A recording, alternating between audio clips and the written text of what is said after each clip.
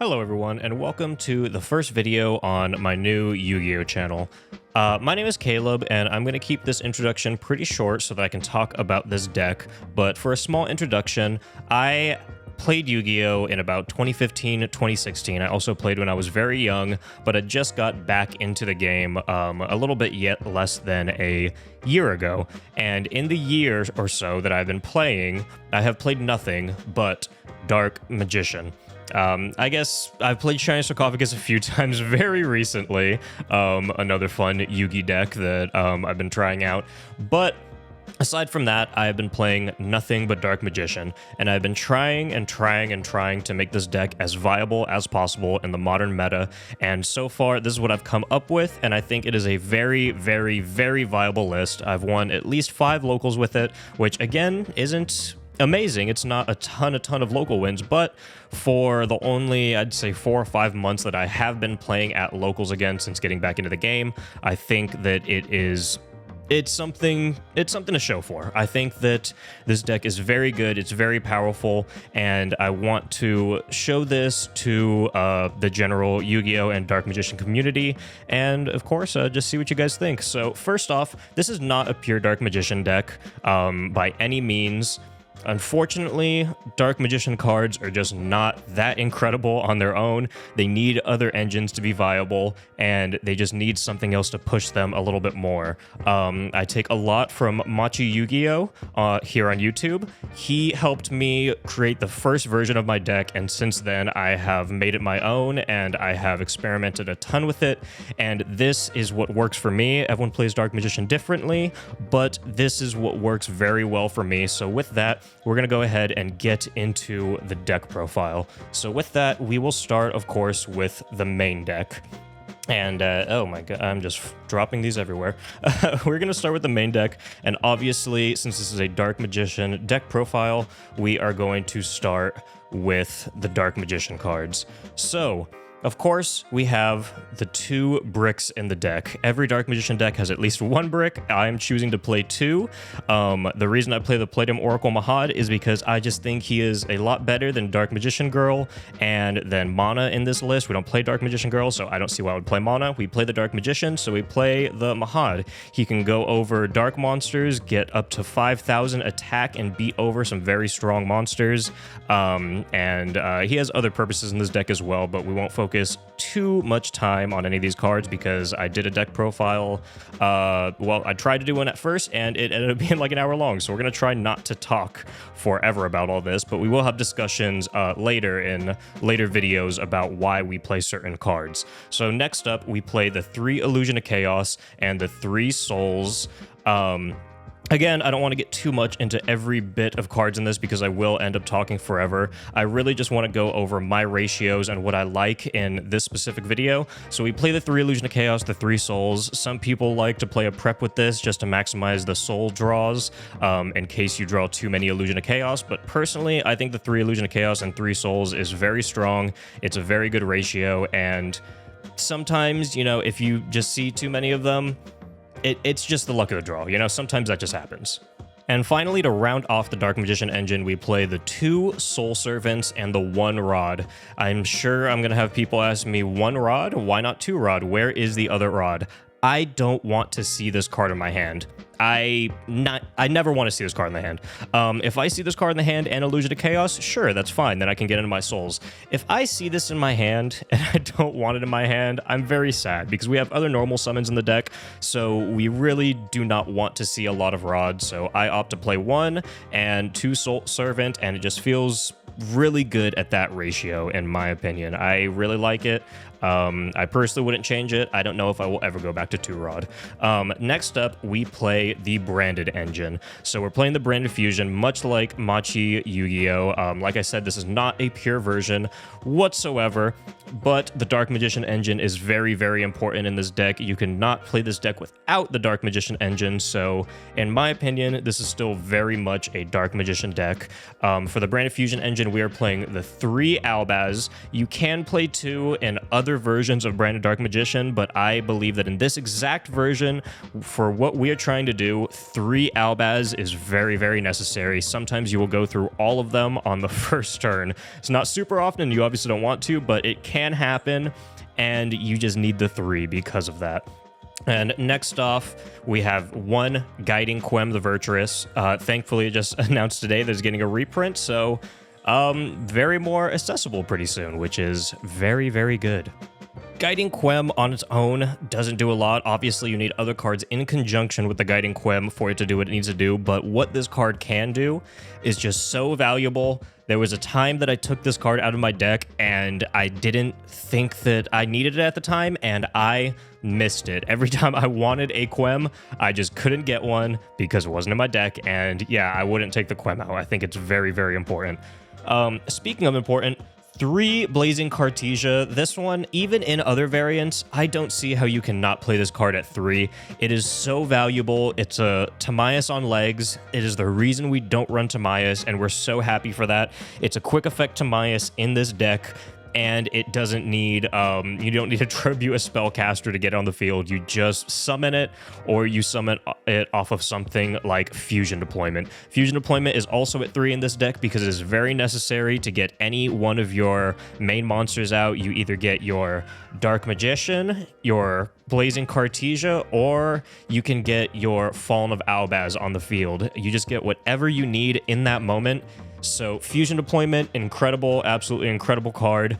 Love it. It helps you see whatever you need to finish off your combo.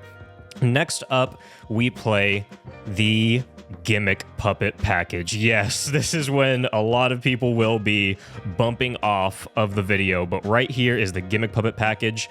At a time, I thought that this wasn't going to get banned anytime soon. I'm now not as confident that it won't, but don't worry, because this deck profile will not be null and void if Gimmick Puppet Nightmare or Sanctifier gets banned.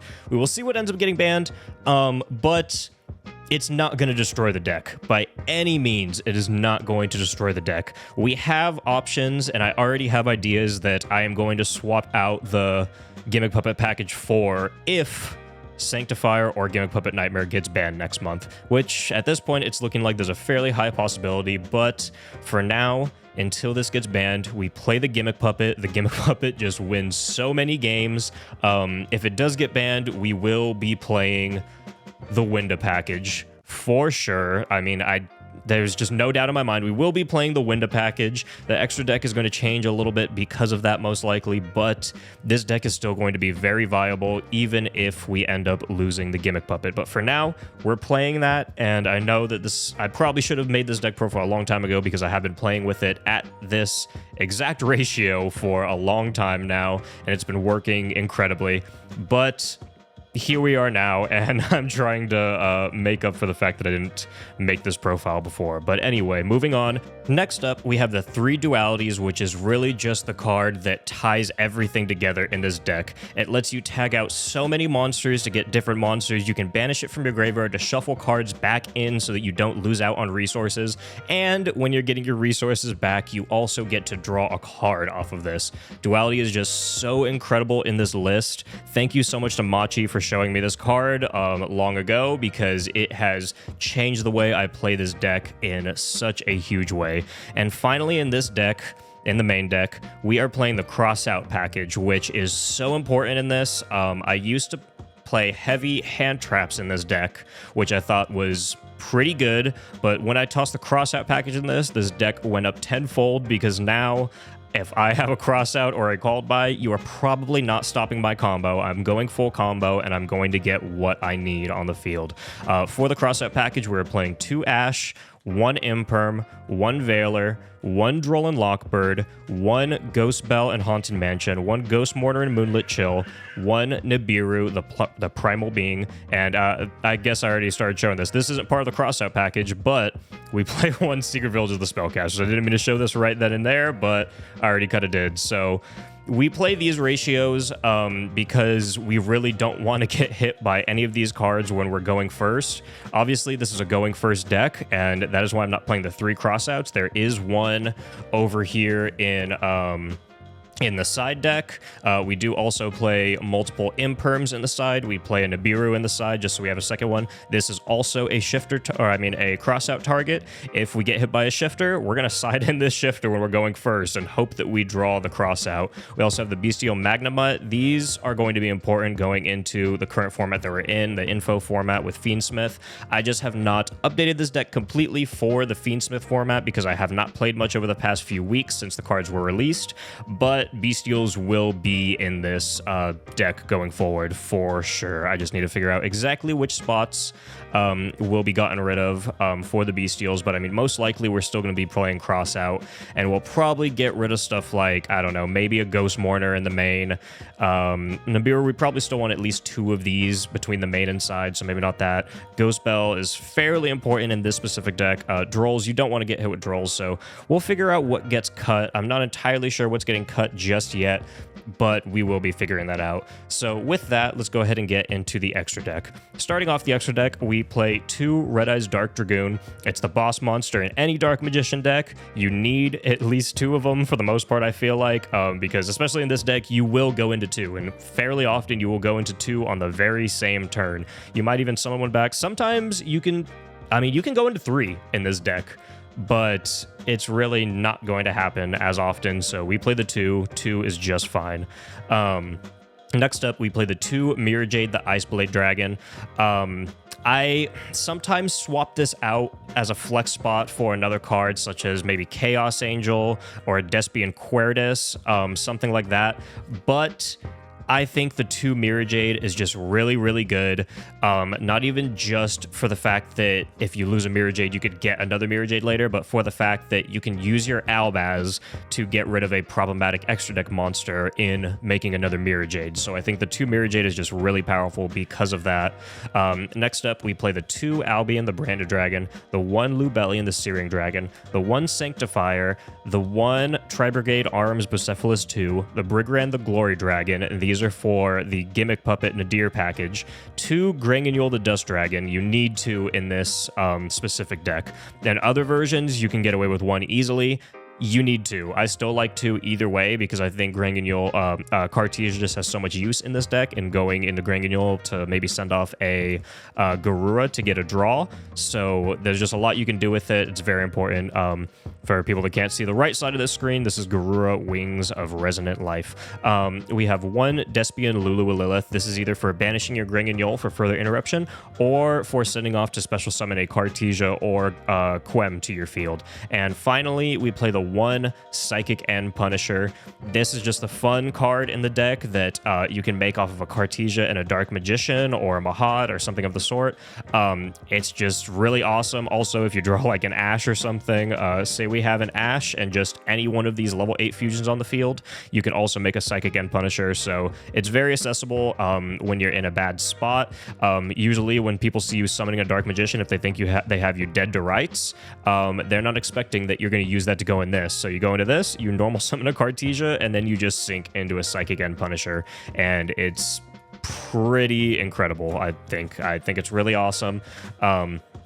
I will be explaining what all of these cards do in a later video. I will be posting a test hands video shortly after this drops, and I will also be posting just explanations and whatnot, and we'll do some explanations at the end of this video as well. But for this first video, I didn't want to be too insanely long, and I just want to get right to the deck to show you guys what to play, what ratios to play, and yeah. And we are going to be showing off the side deck in this. So for our side deck, we play the 1 Secret Village of the Spellcasters and 1 Terraforming. Obviously, we have that's the Nibiru. I don't know where the Secret Village went. We play the 1 other Secret Village in... I don't know where it went. Oh, it's over here now. We play the 1 other Secret Village in the main deck, and that's just because when you're going first, sometimes you just want to see that. Obviously, you don't always go first. You could lose the dice roll, but just being able to see 1 when you are going first, when you do win the dice roll, is huge. It's huge. If you can Gimmick Puppet your opponent, get a Dragoon on the field, and get a Secret Village, you're probably winning. Next up, we play the 1 Triple Tactics Talent. I think this card is great at 2. You can easily play it in 2 in here. I just have a very tight main and side deck right now, so I'm playing it at turn 1. Sometimes even take it out completely just because of the crossout. The crossout takes up a good amount of spots in the main and side deck. So I used to run 2 talents, but I opted for the crossout package instead because I feel like when you get hit with an imperm and no other hand trap, talents is just dead in your hand and it can hurt, but crossout can actually stop that imperm. So sometimes an imperm can ruin your whole play if you don't have enough gas in your hand. So the crossout, I think, is just huge. 2 imperm, because imperm is just one of the best, if not the best, hand trap in the game. It can just stop so many monsters that otherwise would not be stopped by anything else, because there's so many monsters out there that can just be unaffected by monster effects or non-targetable or something of the sort, and this is not a monster. So we play the one other Nibiru, the Primal Being, which I showed earlier, which is I guess it could be another crossout target if you want to make sure you don't get hit by Nibiru, because obviously if you draw any of these one-of crossout targets, they're not going to work as a crossout target. Very sorry if you hear my cats beefing in the background. I have an older cat and a kitten, and they're constantly beefing with each other. Anyway, moving on, we play the 1 Shifter as another crossout target, the 1 Bestial Magnuma, just because it's bestial and it gets you +1 at the end phase. Then we play the 3 Evenly Matched. I love Evenly Matched. I think it's a great card. It can just end so many games on its own, especially if they have a huge board and they don't have a negate to answer it. Having everything banished face down is just really great. And finally, in the side, we're playing the 1 Harpy's Feather Duster and the 3 Cosmic Cyclones, just because back row decks, you don't want to fight against them without these cards. They're very important. So before we end all of this off, I want to get into some Dark Magician cards that I don't play. We don't play the Mana because we don't play the Dark Magician Girl. We like Mahad because he is a light spellcaster. Obviously, Mana is also a light spellcaster, but Mahad being able to go over big dark monsters, being able to be drawn and immediately special summon to the field, getting a body onto the field is great. And also, we need the light spellcaster instead of the Dark Magician Girl because we can send that off with a Lubellian discard for to make a Gimmick Puppet Nightmare with Sanctifier Dragon on your opponent's turn. So it's just, you need that just for consistency, and because of that, we don't play either of these. If we did play the Dark Magician Girl, I would actually play these in the side because I think they're just so funny. Your opponent is not expecting you to wipe their entire board while all you have is a Dark Magician Girl, a Dark Magician, and 1 face down on the field. So I think it's hilarious. Sometimes I even consider putting these in the side just for that interaction because it's so funny. We do not play the Magician's Triangle. Let's be honest, guys. This is bad. It's very slow. If Eternal Soul leaves, it nukes your board. Magician's Salvation, I mean, what are you going to get off of this? You get to set Eternal Soul, and then you get to summon a Dark Magician or a Dark Magician Girl when you summon the vice versa. Dark Magical Circle being a banish, pretty great, but it's just not consistent enough. It's not good. We don't like it, and we're not playing it. We're not playing the Timaeus the United Dragon because we play Cartesia, and I just don't think this card is necessary. Every time I see it in my hand, I'm just wishing I had a Cartesia in my hand. We don't play the Secrets of Dark Magic, even though this is the one of the Dark Magician cards that I am still considering playing because it being a quick effect is actually pretty great. You can use it just for pretty fun interactions, for fusing like your Dark Magician with like an Albion per se, to make a Dragoon, and then you get a branded fusion or a branded red at the end of the turn off of that. It's really good. I don't think this card is really good. Let me make that clear. I think this card sucks. I think it's terrible, but I think it could be usable, and it could be one of the cards that you could toss in if you want some more Dark Magician cards. Apprentice Illusion, kind of awesome, but we play Mahad, so do we really need something else in the Dark Magician archetype that boosts up attack? This one's a little more general than Mahad. Obviously, Mahad is only on himself, but I still don't think we need it.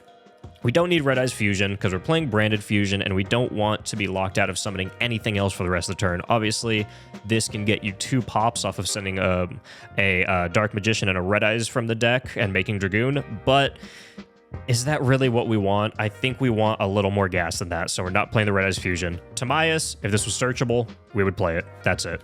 Magician's Navigation? No. No, it's not good anymore. Prep of Rites, you can toss them in. If you feel like you need your Illusion of Chaos a little more, maybe if you're playing a different engine where you really, really need that even more, then you play it. But at this point, we're using Illusion of Chaos mainly to get to souls, so we already have 6 copies of souls in here. I guess you could take out an illusion and then put a prep in just to avoid hard drawing 2 illusions, but that's a conversation for a different day. Master of Chaos, I think, is the most viable Dark Magician extra deck card aside from Dragoon in the Dark Magician archetype. I think it's amazing. I would take out another Mirror Jade to put this in, or maybe even the Psychic End Punisher to put this in, because you have access to him very often off of Branded Fusion, or just going into maybe just an Albion or a Lubellion in general off of a Cartesia and Albaz or something like that. If you have a Illusion of Chaos in your graveyard, you have a Dark Magician, field, graveyard, banish, something like that, you can go into a Master of Chaos, and he can special summon something from the graveyard, a light or dark, so you could hypothetically summon a properly summoned Dragoon or an Albion or a Mirror Jade back from the graveyard and use that to your advantage, or you could summon a light back and then tribute him and a light and wipe all opponents from your monster's board. Banish them even. So I think this card is amazing. It does have a place in this deck. The deck is just very tight, but you can run this, and if you want to take out a Mirror Jade or a Psychic End Punisher, would not blame you. I love this card. It's won me a lot of games that I otherwise would have no chance of winning. It's just really great. It's really good. Dark Magician, the Knight of Dragon Magic, I think could also maybe have a place in this deck, but I don't think it comes up as often. Sometimes if you have a Psychic End Punisher on field and your opponent can't do anything, they'll end up with a lot of monsters in defense position. So that is why I thought of playing this as a tech card, because it allows all of your monsters to inflict piercing battle damage to defense position monsters. So I think that's amazing. It's pretty cool that it's all your monsters, but I just don't think it really has much of a place. Maybe if we were playing Timaeus and this was a little more accessible and we had more spots in the extra deck, yeah, we'd play it. Dark Magicians, I don't know. It's one of the more viable in the Dark Magician archetype, but really, I don't think being able to summon a Dark Magician girl and Dark Magician is that crazy. I don't think the draw is that crazy. Sometimes I think it's funny when you can draw into an Imperm and set it and then use it that turn. That's funny. But aside from that, I don't think this is good, and we don't play the Dark Magician girl, so without the Dark Magician girl, I don't think Dark Magicians is useful. Dark Magician the Dragon Knight, it becomes Dark Magician and it protects your spells and traps, but we don't need that. We don't really need anything protected in this, so it's kind of funny to protect your secret village. If you can get that going, hilarious. But aside from that, I think it's just a waste of extra deck spot at this point. Everything else that we maybe would play is an extra Ash, extra Drolls, extra Veilers, one more Nibiru, maybe one more Ghost Spell, one more Secret Village can also be viable if you need a little bit more. Like I said earlier, the second triple Tactics, and if you have the room, definitely the third Cosmic Cyclone, because I think it's just way too good of a card. It should be in every deck. If you're not playing Harpies and Cosmic Cyclone, what are you doing? The Drolls, I really miss having 3 Drolls in this deck. It's probably one of my favorite hand traps. No, it doesn't kill every deck, but the decks that it does kill, it murders.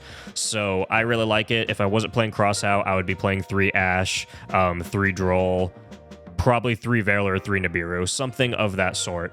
Other crossout targets we can play, Ulcharming Perilia, Ghost Organ Snow Rabbit, Forbidden Droplet. Obviously, I know what you're saying, Forbidden Droplet, how do you cross out this? A lot of people don't send spells off of Droplet. I feel like they mostly send monsters unless they're really, really scared of the back row. But I feel like you can get away with this as a target for crossout, because honestly, this is one of the cards that hurts against Albion the Sanctifier Dragon the most when you're trying to gimmick Puppet Lock.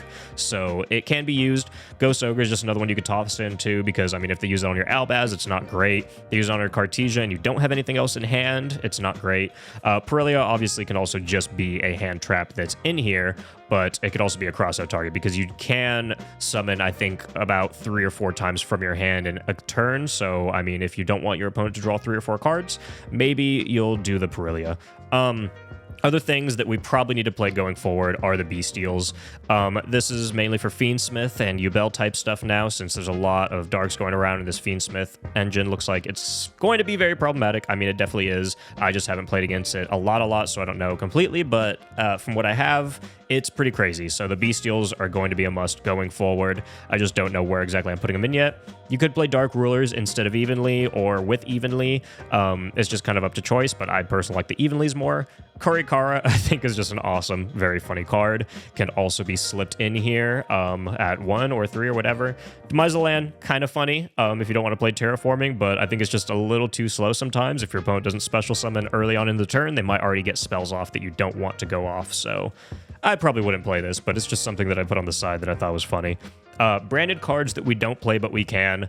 Albion the Shrouded, Aluber the Jester of Despia, and Branded Lost. Albion the Shrouded, I think, has the most efficiency in this deck if you were to play it, because you do often want an Albaz in your graveyard for your Gimmick Puppet Nightmare combos, especially with Nadir. It lets you send off less, and you can draw more hand advantage by sending off a Garura instead of one of your other extra deck monsters.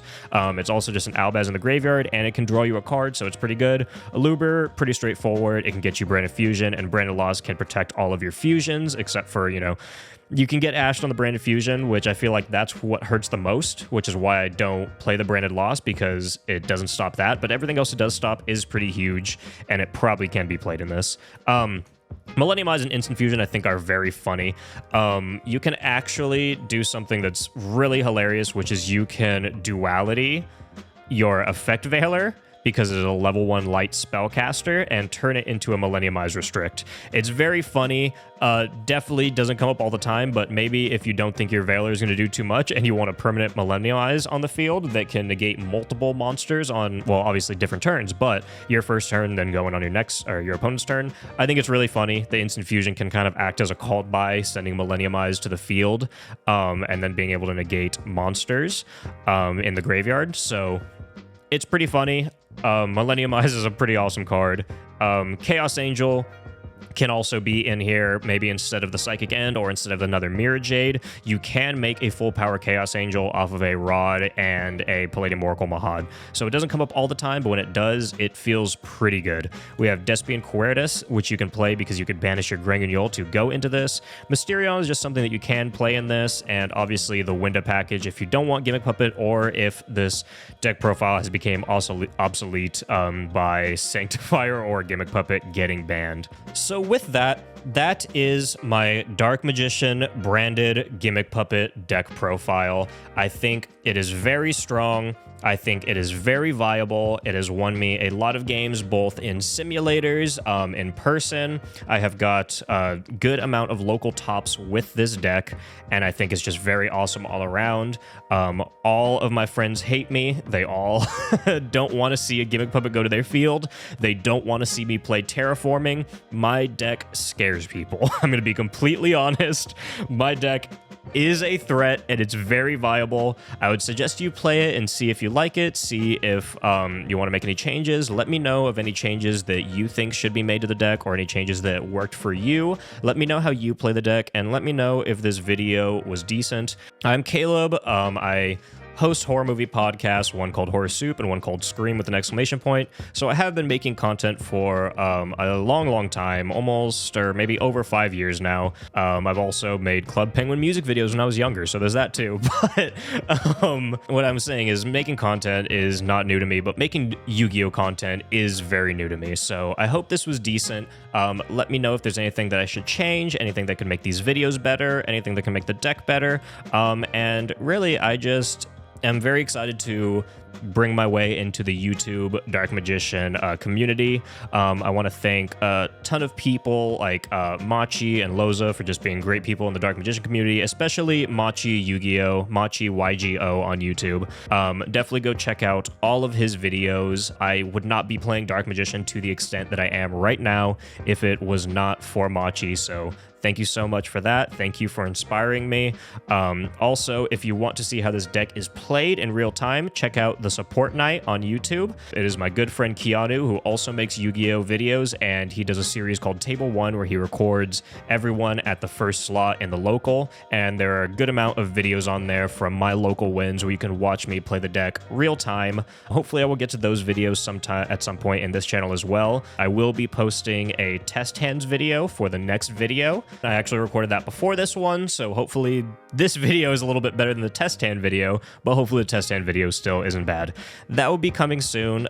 Any other suggestions for videos I would love to hear about. Thank you so much for watching and for following me on this journey to make Dark Magician a just absolute meta dominating deck. We love to see it. We love to see it. So thank you so much, and until next time, see you guys later.